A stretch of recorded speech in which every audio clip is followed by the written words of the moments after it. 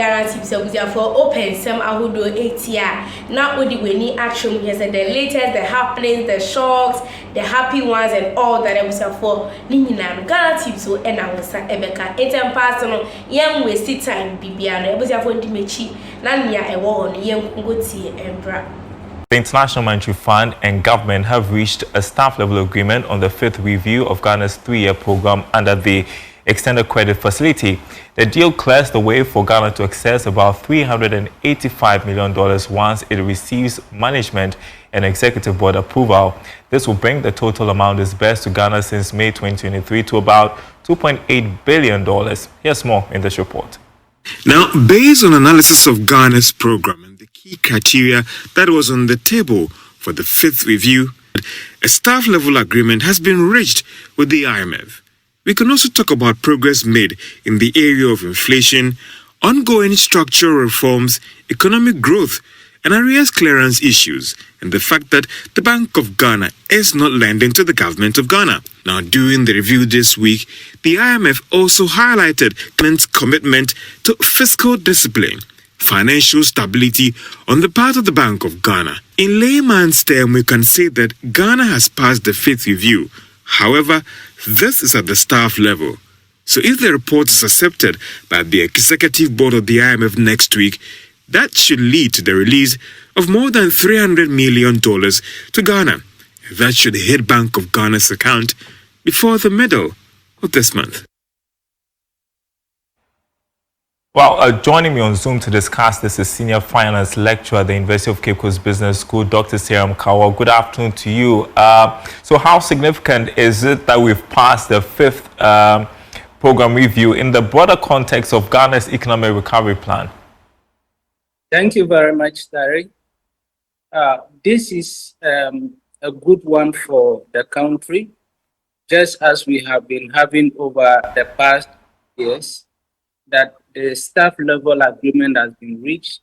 It shows a level of commitment to the progress Ghana has made over time. And so it's a welcoming news, and we hope that that will go a long way to strengthen the already improving economic situations that we have in the country. Yeah, let's dig deeper. We are expecting some $385 million after board approval. How is this going to impact Ghana's macroeconomic indicators, inflation, debt servicing, currency stability? Yeah, so when you look at the macroeconomic indicators, we already have inflation in single digits. So if inflation is in single digits and we have money that is coming in, that will go a long way to strengthen our foreign exchange rates. And if the foreign exchange rate is improved, what it means is that we are not going to have the issue of imported inflation, and that will go a long way to affect the rate of inflation that we have in the country. Secondly, we'll be able to pay our debts, and then the debts that we have not been servicing for some time now will also be paid over time. That way, we are going to have a strong buffer in terms of our foreign exchange that we are having. And so the depreciation of the cedi that we have seen picking up for some time now, within 2025, we have about 40% appreciation of the cedi, and that can also enhance it within the period that we are talking about. So we've already received $2.8 billion from this program. Are we seeing tangible improvements in economic management? Yeah, so we have seen some improvement in the economic management based on the money that we have received over time, in the sense that there has been some form of fiscal discipline. We have seen IMF making sure that the right things are done, in making sure that you don't overspend in the economy. We have seen the reduction of inflation rates. We have seen the debt restructuring has happened, and it has improved the debt to GDP ratio significantly.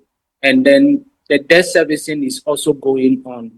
That way, we are getting investor confidence in the economy, and that is good news for us. And that reflects in the international bilateral agreements that we are getting between Ghana and other countries. Yeah, and hopefully after the board approval, we are going to receive another $385 million. Remind our audience once again, what risks or conditions are attached to such agreements? How might they affect long-term economic growth?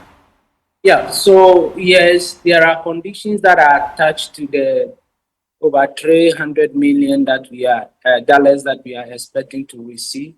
One, the energy sector issues have to be improved in the sense that you must make sure that you raise enough domestic revenue to improve the energy sector. And that is why every quarter we see the energy sector in terms of electricity, water, and our utilities going up.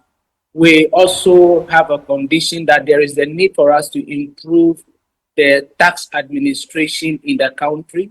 So if we are going to improve the tax administration in the country, then it is significant for us to have reforms in that particular sector. We are still waiting for government to come finalize the reforms with the IMF in terms of VAT and all other taxes that we have. The other condition is that mobilize strong revenue within the country and use the money prudently. Once these things are met, then we would be able to weather the storm as a country in terms of economic management of the country.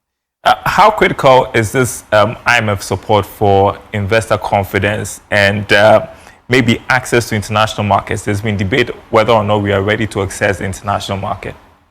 Yeah, so with the IMF support, at a point in time, we've lost investor confidence in the country.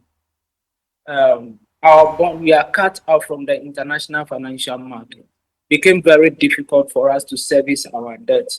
And so IMF coming in and giving us support has brought some level of investor confidence in the economy, making sure that we return the country into a better macroeconomic situation. We also have the situation where we are saying that it's looking good. Our credit rating have improved over time. It may pave the way for us to get into the international financial market. Though we may have the ability to get into the international financial market and raise some amount of money, it may be very early now for government to make that decision. They can still wait and make sure that they put the macroeconomic indicators still improve better, inflation coming down, exchange rate should be stable for a period of 6 months and over. Then we can say that, yes, we can now go back to the international financial market. We have a lot of job to do as a country, and going back to the market to borrow might be a rash decision government will take, and it may come back to haunt us dearly. We are headed for our last review after this, May 2026. We are hopefully going to end the program.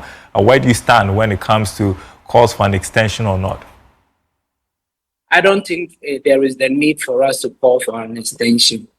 We went and then we came back. There was a time we said there is no need for us to go to the IMF. The lessons that we have learned should be able to help us go ahead and improve our economic situation.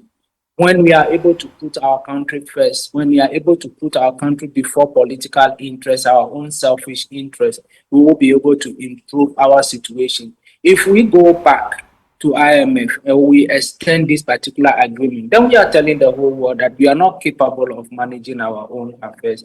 Let us leave our politics and use technocrats and people who are able to manage the economy, do that, and we'll be able to get the returns that we want to get. Very well, Dr. Seram Kaur. Apparently, I'm supposed to be congratulating the University of Cape Coast for being the best. According to my director, I don't know where he's getting that information from. Yeah. Times University rank, I don't know what that is, because the University of Ghana is the best university as far as education in Ghana is concerned, isn't it? Just pulling your legs. We have the Times ranking, and University of Cape Coast is #1 in Ghana, #1 in West Africa, 11 in Africa. So that position that has been enhanced for the past 3 years consecutively, UCC has been at the top. That only shows the commitment lecturers, students have towards activities of the university. And congratulations to everybody, especially the university management, in bringing us this far. And we thank the media also for helping us get the University of Cape Coast to the limelight. And we are still the best in Ghana. It's debatable, but we'll still congratulate you anyway. Thank you so much, Dr. Seyankao. I was a woman, I was a pass and would image the cotier and send a buy. Now, the comment in the Kimi, our comment section. I match prayer. I can Nina Eddie Amo. I had a Ghana tips for the story as usual. I was here for my crown.